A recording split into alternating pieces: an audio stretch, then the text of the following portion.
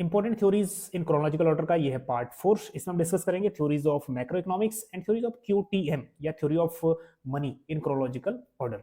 सबसे पहले ये थ्योरी स्टार्ट हो जाती है एब्सोल्यूट इनकम हाइपोथेसिस से, जेएम केन्ज से 1936। फिर रिलेटिव इनकम हाइपोथेसिस थ्योरी आती है ड्यूजेनबेरी की 1949। फिर life cycle hypothesis Ando Brumberg Modigliani 1950s। और परमानेंट इनकम हाइपोथेसिस आता है फ्रीडमैन 1940, दैट इज 1957। अब ये जो सीक्वेंस है ये पीवाईक्यू यूजीसी ने इसको बिल्कुल सही माना है।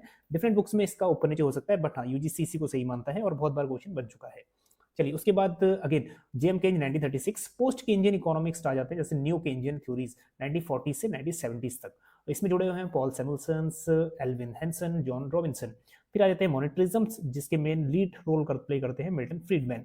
ठीक है, उनकी बुक भी आती है 1959 में, a program for monetary stability. Time duration 1950s to 1960s।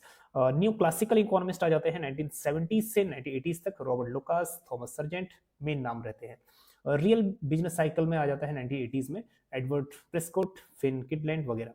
New Keynesian economist 1980s to present, Gregory Mankiw, David Romer, Stanley Fischer वगैरह। चलिए कुछ थ्योरीज देखो। क्वांटिटी थ्योरी ऑफ मनी में सबसे पहले आ जाता है कैश ट्रांजैक्शन अप्रोच, जो फिशर ने दिया था 1911 में। फिर उसके बाद आता है cash balance approach. Cash balance approach जो है कैम्ब्रिज अप्रोच है, कैम्ब्रिज इकोनॉमिस्ट। 4 डिफरेंट इकोनॉमिस्ट इससे जुड़े हुए हैं, जैसे एसी पिगू 1917। उसके बाद एल्फ्रेड मार्शल, अलग अलग इक्वेशन दिए इन्होंने 1923।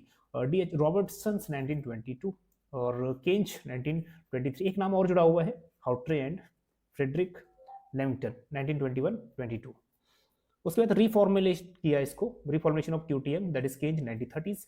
रियल बैलेंस इफेक्ट दिया है डॉन पैटिनकिन ने 1956 में। चलिए कुछ और डेट्स देख लेते हैं, स्टार्टिंग देख लेते हैं क्वांटिटी थ्योरी ऑफ मनी की।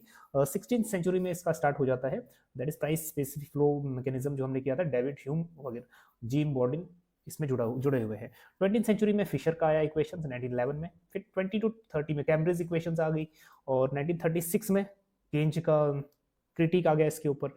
और उसके बाद 1956 में फ्रीडमैन्स का व्यू आ गया इसके ऊपर, और 1950s to 60s monetarist interpretation of क्यूटीएम।